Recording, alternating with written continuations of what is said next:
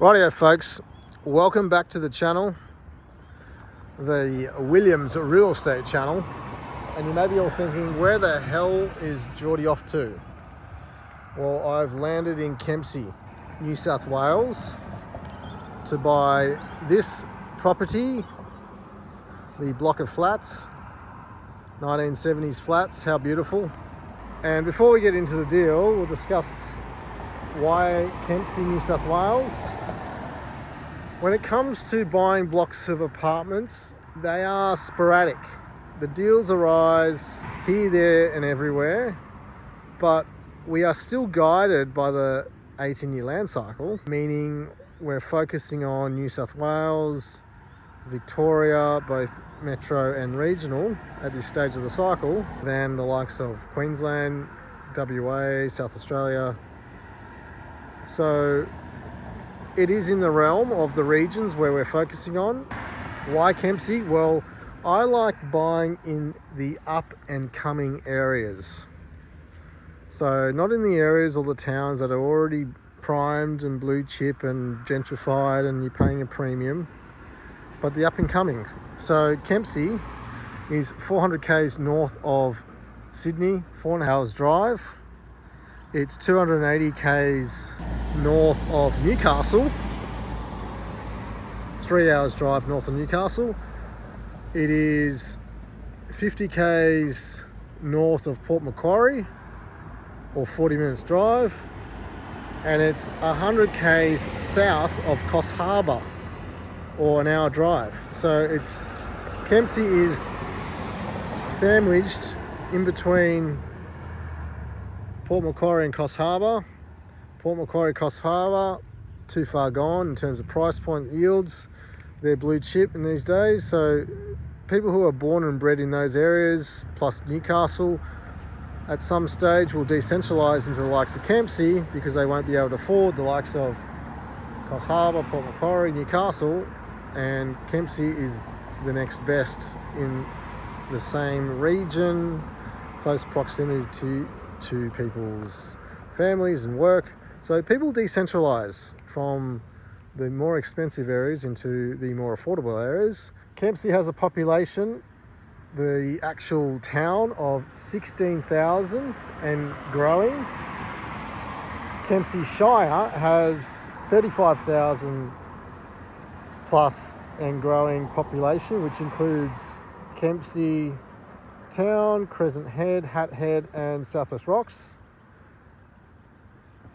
And the mid-north coast, which Kempsey is smack bang in the middle of, has over 300,000 population and growing. So booming region. In Kempsey, the industries, agriculture, health, retail, education, local town districts, tourism. What I love is also that the floodplains are here, which is actually a positive because it landlocks future development. So Kempsey floods, and this particular property has been flooded in the past, hence they built the garages at the bottom. So that's something to consider. But in my mind, it's what made the deal so good is because it deterred buyers, because it is in an area that is prone to flooding, which the last flood was in May 24, and the water got up to about 2 or 3 inches into the garages and they had to hose it out. So if you were to insure it for flood, you're looking at 30-40 grand a year. But if you self-insure, which is what I'm going to do, and take it on and manage it through the flood periods, which are every 20-30 years, then the insurance is only 2 or 3 grand. Kempsey has a McDonald's, so they back it. They're a real estate firm, global multi-billion dollar real estate firm. People laugh and chuckle when I say McDonald's, but that's an indicator for me. If a multi-institutional global real estate firm is backing a town, well, it's good enough. It's good enough for me. We've got 250 million of government investment going into the mid-north coast within the next couple of years. Not that that's, makes much of a difference to land price, but that also helps provide a bit of a stimulus to the market. And the deal, well, the deal is 4 2-bedroom apartments, 2 beds each, 1 bathroom, 1 lock-up garage. Beautiful 1970s build, double brick, 3-story walk-up. Ground floor is the garages. First story is the first 2 units, and the third story is the second 2 units. It's right on the main drag, right in the guts of town, on the north side of Kempsey, and those that know Kempsey will know that the north side is the better side. South Kempsey is the rough and ready, ugly side of town. So there's good, bad and ugly in every town. The idea is to be in the middle, like Goldilocks' porridge. You don't want to be right in the thick of it. The bad housing commission, heavy crime. I mean, I've bought many of them in there, getting in the process of flicking them, because they come with higher management, maintenance costs, risk to a certain degree. I mean, at the end of the day, you get in a lower price point, you get good uplift, but they are more heavier management requirement. So you don't want to be right in the thick of it, but you don't want to be in the blue chip premium stuff. You want to be right in the middle, and this is right smack bang in the middle of town on the main drag, close to all the shops, precincts. And this one was on the market for $1 million and over asking. I offered 900. They come back at 960. Tonight I signed a contract for 930, and the agent reckons he'll get it over the line. But by the time this video is out there, this will be signed, sealed and delivered, baby. 930,000 on a block of 4 2-bedroom apartments.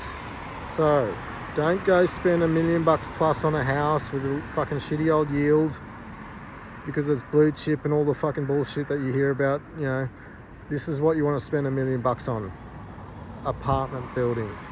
So numbers, we picked it up for 930 or close to. I'm pretty sure she'll sign.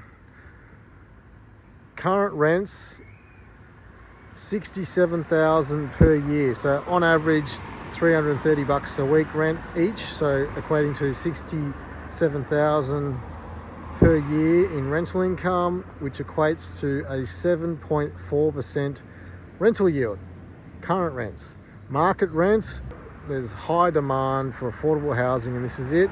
400 each, easy, as is. And I'm going to fix it up a little bit and push it harder, but at this stage, just renew the lease, let it tick over. So we'll push the rents to probably around 80 to 83,000 a year, which will provide close to a 9% rental yield.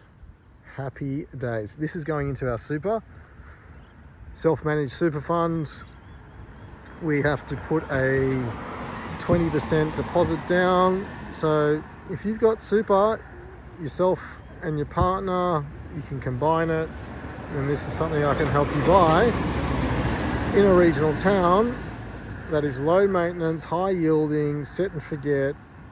Sure, you may need to do a couple of things here and there, as any property does need ongoing maintenance and upkeep. But in terms of tenant ready, collecting rent from day one, this is it. So no need to go and buy houses for $1 million plus. Once we're talking 800,000 to $1 million, we're in blocks of 4s plus. So if you want help buying something like this, get in touch today.